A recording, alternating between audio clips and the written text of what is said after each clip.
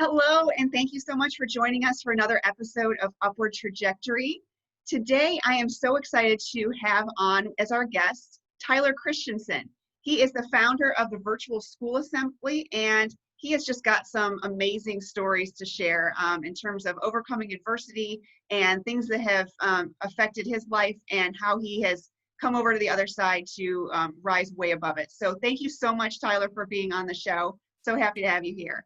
Oh, my pleasure. It's good to be here. So we were talking, this is quite a while ago now, but we were talking about your overcoming, you were morbidly obese at one time. And I was just so enthralled by the story, and I was hoping that you could share that and share, what you dealt with and what you did to overcome it and how your life has changed. Sure. Yeah. So my story isn't very different from most people's. Most people, as they get older, gain a little weight. You gain a pound here, a pound, 2 pounds there, and the average American gains about 25 pounds throughout the course of their life, just because we don't have healthy diets or anything like that, and so we gain weight. And the average American is about 25 pounds heavier today than we were 50 years ago. And so we're growing more obese as a culture. But then as we get older, we put on weight. And so that happened to me, but it was just kind of an accelerated rate. Instead of gaining 2 or 3 pounds a year, I was gaining 5 or 6 pounds a year over the course of 20 years. And so where I was a normal sized kid growing up, by the time I was hit 40, I was well over 300 pounds, over 40% body fat, and still had a very fulfilling, happy life. I was a school teacher, and I have 4 kids of my own. And I think that, most of my life was in order. The part that wasn't was just my health and my weight. And for me, because I was happy, I always made those excuses. I've tried everything to lose weight. They don't work. I'd rather die fat and happy than have a restrictive diet and things like that. And so I made all the excuses, and which was fine until one day my wife sat me down and she said, "Tyler, things probably need to change, because if you don't make changes in your life, then I'm going to be a single mom, because you're not going to live much longer." And that's how bad it had gotten. So she had this intervention with me, and I knew her sincerity, because she's not a nag. She really wanted what was best for me and our kids. And so when she set me aside for this talk, I knew it was a big deal. So we made an action plan, and she tried giving up things like sugar with me, and we tried different things with our diet to see what would work. And like most people, I tried this and had amazing results. In the first few weeks, I gained a few pounds, and then it came back and I added a few more pounds, and we tweaked what I was doing, and I lost a little weight, and it kind of yo-yoed back and forth for a while, because I had not learned how to pay attention to my body. I had not learned, how my body would respond to certain foods. And so as I tried different things, I tried taking dairy out of my diet for a while. I tried taking fruit out of my diet for a while, and I'd try all these different things, and some would work and some wouldn't. And so for the first 6 months, I actually gained a few more pounds instead of losing weight. And I was so frustrated. But as a school teacher, I do have summers off. And so 2 summers ago, I decided, I'm going to make health my number one priority over the summer. And so on that first day of summer, I went out to go running, and I tried to run a mile and couldn't make it without walking. But the next day I got out and tried again. And the next day I got out and tried again. And by this point, I had kind of learned how my body was responding to different foods. And I had made some rules for that summer. I was like, I need to make this a priority. And so I'm going to give up snacking for the summer. I'm going to give up processed foods and added sugar for the summer. So I had a pretty strict diet, and it started all coming together, and it worked. And so within that first month, I'd lost over 15 pounds. And the next month I lost another 10. By the end of the summer, I'd hit my goal, which was to lose 40 pounds. And I was so excited. I had never lost more than 5 pounds in a year before. And so 40 pounds was huge. But as I lost that weight, I realized, if I lost 40 pounds, why not 50? And after I hit 50, why not 75? And then from 75 to 100 was the hard thing. But by the end of that first year, I'd lost 103 pounds and had gone from 40% body fat down to 22% body fat. So it just radically changed my health. That's an amazing story. And I love how you broke it down to say, certain things worked and certain things didn't, because so many people that there's so many that struggle with this, so many people, and they think that, you know, this works for everybody, and why isn't it working for me? And it's a discouragement almost when something like you say doesn't work, because Right. you think that, you know, it's supposed to, and what's wrong with me, and I have no hope. But can you kind of take us through, you know, what you did, how the trial and error worked, what was most successful for you, what you found, what was the learning out of that? I'm Yeah. curious. Well, so the first thing is, and I wish I had understood this better when I started, there's the saying that you can't outrun a bad diet, and that is absolutely true. When it comes to health and weight loss in particular, it's 80, 90% diet and 10 to 20% exercise. And I was someone who was running marathons at 280 pounds. So I had already, you know, was fairly active in my lifestyle. And so it was really saying, okay, when I finish a long run, if I go for a 20-mile run, when I'm done, I shouldn't reward myself with, you know, a ton of food and because I'll be super hungry and stuff. And that was part of the problem I had before is I would get hungry because of training. And so some of the changes that had to happen in my life is I had to be able to pay attention to my body so I knew when it was hungry and when it wasn't, and eat at those appropriate times. And so a lot of people will say, well, if you really want to lose weight, eat lots of really short meals spread like 2 hours apart or whatever. For me, that doesn't work at all, because if I'm eating throughout the day, then I'm hungry throughout the day and I want to keep eating. And so that was part of the problem I had in the first place is I would have rice cakes and carrot sticks and a bag of apples at my office and in my car, and I would just snack throughout the whole day on healthy things, but I'd just be snacking all the time because I'd be hungry all the time. And so I had to figure out what I needed to do in my life so I wasn't hungry. And for me, that was eating just meals a day, no snacking. So I'd have breakfast, lunch, dinner. And now it's just lunch and dinner. I do intermittent fasting now. But in the beginning, it was breakfast, lunch, and dinner, having good proteins that would fill me up, and a lot of fiber. So a lot of garden vegetables, salads, and things like that. And I hated salad before. But I found that once I got a lot of the junk out of my system, out of my body, that salad tasted a lot better. And same goes for water. I liked to drink like the flavored waters, which have 0 calories, but when I drink them, they'd make me hungry or thirsty for other things. And so when I gave that up and just went to straight water, it made it so I didn't have hunger cravings anymore. So it took a while to get things out of my system, probably a month or so at the beginning. And that first month was really hard. But once I got all the junk out of my system, I wasn't hungry. In fact, I'm much healthier now 2 years later than I was even after I lost the 100 pounds. And it's because as I've continued the healthy habits, I'm not hungry. And so I can do better exercise. I have more energy during the day. I sleep better at night.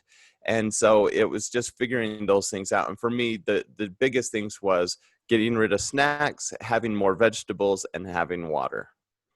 Yeah, wow. I love that you bring up so many different things here. There's, well, the intermittent fasting, I have to attest, I do that myself. And my energy Mhm. is shot through the roof since I started that. I don't need caffeine anymore. I wake without an alarm. I'm up at like 5, 6 a.m. at the latest. And Right. I cannot talk about intermittent fasting enough. I think that's very, very big. But I love how you change over and say, you know what, this isn't just something that you are, you know, trying out like a regimen or a pill or something like that, where you just focus on it and just you take it. You have to completely upend your emotional triggers, your lifestyle. It has to be basically an uprooting of who you were, and kind of position who you want to be and focus on that goal, and Right. make those habits ingrained in you. And I love that you say too that, you know, the fiber, because it's filling and it will take away those cravings, especially after you, like you said, get the junk out. And it's a withdrawal. I went off sugar. It was really, really hard to do. It's an addiction. It truly is an addiction. Right. It screws with your brain.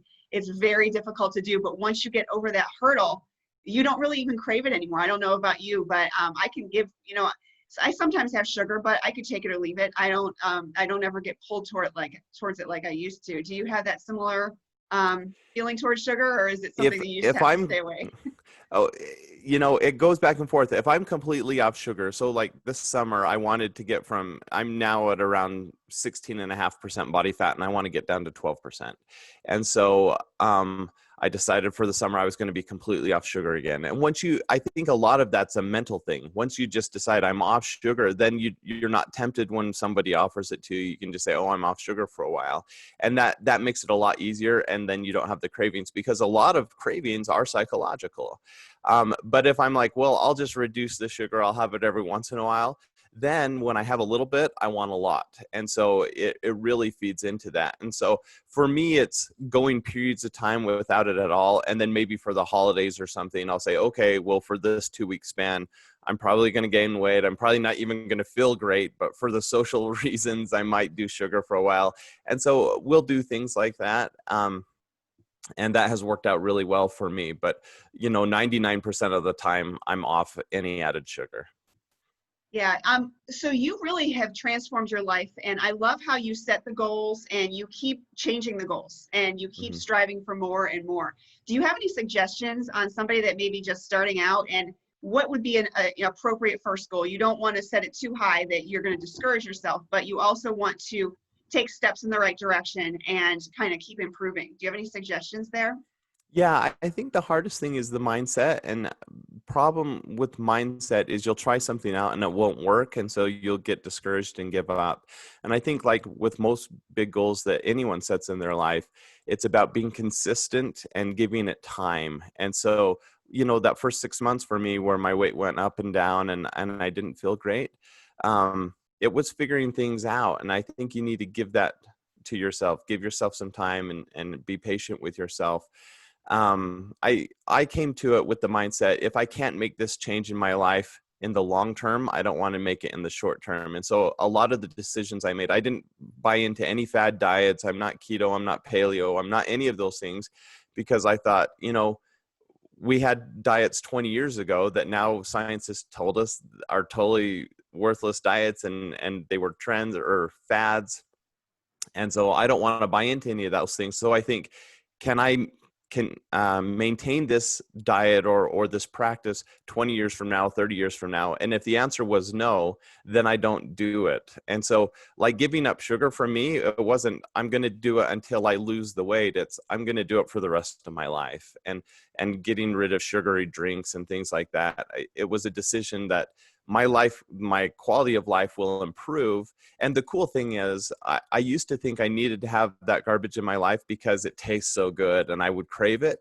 But the great thing is once your body adapts, your taste buds also adapt, and different things taste really delicious to me now that didn't before.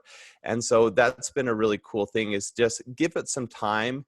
And then you'll be surprised that it gets a lot easier. Of course, we all hit plateaus, and then you need to rethink what you're doing. Especially if you have a massive amount of weight to lose, you're going to hit parts that get really hard. And so you'll have to change something up. And for me, that was, maybe changing out my workout. And so it wasn't just cardio. Now I do strength training and stuff like that. Yeah.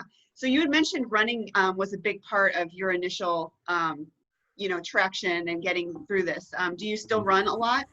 Yeah. So the year I lost 100 pounds, so that was 2 years ago. And during that time, I about 6 months in, ran a marathon, and it went a lot smoother than I thought it would. I deal with a lot of foot pain, and I had been going to a lot of different doctors to find out what the problem was and how to fix the pain, and we couldn't correct it. And so I ran a marathon and was in intense pain the entire time. And I thought, this just isn't going to work, but I was seeing the benefits of getting healthy. And so I still was training a lot. So actually last fall, I ran a double marathon. I did a 50-mile ultra marathon, and I still run in a lot of pain. But running is something that I love to do. It's when I listen to books on tape, I listen to podcasts. And so for those benefits, for being out by myself, having that alone time, I love running. And so I still run, but after I did that ultra marathon, I decided that I would decrease my mileage considerably. So now I only run about 30 to 40 miles a week. And most of my foot pain has gone away because I'm not putting as much pressure on them. And so I've done a little more biking, a little more strength training and things like that. But I'm way, way more active now than I was a few years ago when I considered myself active at that time, but I'm much more active now. Yeah, and I feel the energy coming through. I feel like you are just so authentically energetic, and you're just so, driven for the next thing, which is fantastic. Well, that's And good because it's 6 a.m. here. yeah, well, it's coming through big time, so I feel it. So let's kind of do a little bit of a shift. So your hmm virtual school assembly, I understand you're a teacher, and Yeah. so what's this all about? I understand you've been really focusing on it during this whole COVID thing. Yeah. So what happened is when I lost a lot of weight, I started getting requests to come share my message, whether it be on a podcast or come to a school for an assembly or something like that. And I started doing a lot of research on how my life had changed because of my health. And what I discovered, I'm a learning scientist. So I did all my graduate school in educational psychology and learning sciences. And so I'm used to studying the brain. And I started finding all these studies that showed that when we exercise, it activates parts of our brain and we actually learn better.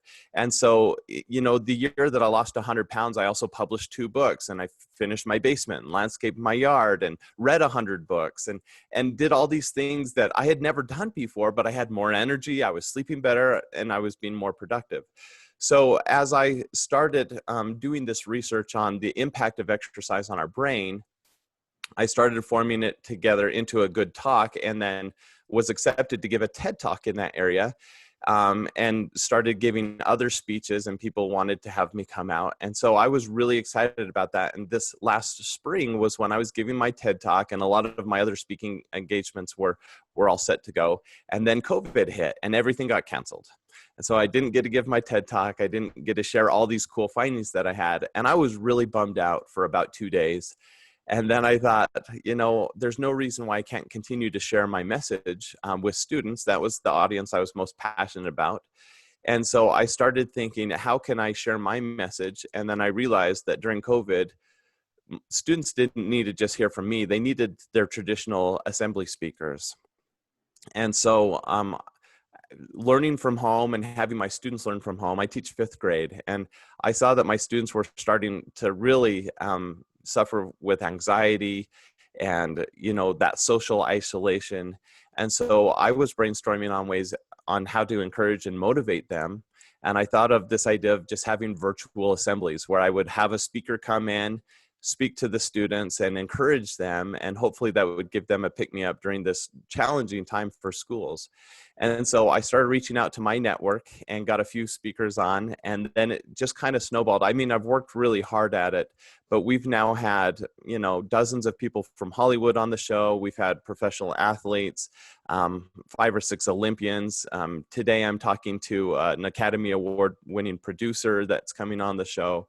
And we've just had really inspirational people come on the show to inspire kids where they're learning from home. And then actually, we finished season 1, which had 50 episodes. And I've already recorded another 50 episodes for season 2, because next year during the school year, I'm going to be busy teaching. I'm not going to have time to interview. So I recorded them all this summer. And then the rest of the summer we'll be talking about the platform and promoting it. So teachers have that when school starts in the fall. So I want to make sure that teachers know about it and they have that as a resource in their classrooms. Wow, that's just incredible. That's amazing. So you are just on fire. I Well, mean, yeah, I'm busy. yeah, your drive is infectious. I feel, and the energy too. You feel the passion coming through. So if anybody's interested in learning more about the virtual school assembly, or about maybe how they can get this for their school system or their school, how would they go about reaching you? Yeah, so I do have a website, virtualschoolassembly.com, but you can also just search on YouTube. All the videos are going up on a YouTube channel called Virtual School Assembly. And over the summer, I'm even doing a professional development summit for teachers. And so I've been sharing that with a lot of teachers, that we have all these workshops and things so that they can learn how to better teach virtually. And so that's up on the Virtual School Assembly platform. And so that's where all the virtual school assembly stuff is. If you want to know about me and my speaking, that's just at tylerchristiansen.com. Wonderful. And I'll have the links for everybody down below. So I want to thank you so much, Tyler, for being on the show. I want to thank everybody for joining into another episode of Upward Trajectory, and we will see you again soon.